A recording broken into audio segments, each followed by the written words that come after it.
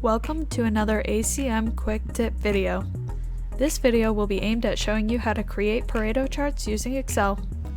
Pareto charts are a great quality tool for measuring defects, their frequency, and a sum of the impact that they have. To start, you'll want to have a set of data with one column being your defect and the other column being the frequency or cost associated with that defect. In this example, I have included causes for overrun on a project and the costs associated with these issues. With your set of data, you'll want to sort the columns from largest to smallest. To do this, highlight both columns, go to the Data tab, click the Sort button, and sort the columns from largest to smallest.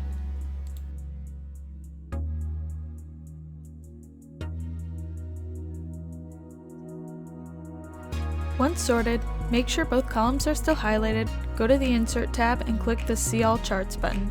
The Pareto chart should be the last chart in the Recommended Charts tab. You can now see on the Pareto chart that scope change and design defect were the largest causes for overrun on this particular project. You can also see on the line graph that these two issues make up about 40% of the total overrun cost. If for some reason the Pareto chart is not included in the Recommended Charts tab, the Pareto chart can be created in another way. Go back to your set of data and add another column. This column should be labeled percentage. For the first row of data, which is your largest defect, you'll want to divide its frequency or cost by the sum of all frequencies or costs. Make sure this value is represented as a percentage.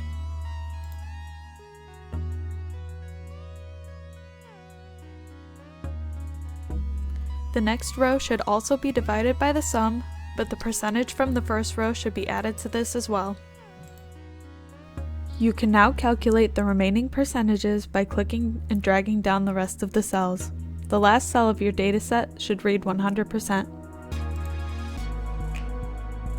Once the percentage column is added, you may highlight all three columns. Go back to See All Charts in the Insert tab. Go to All Charts and then Combo at the bottom of the list. The Pareto chart should be the second chart from the left in the combo charts. Once the Pareto chart is created, you can further format the chart to your liking.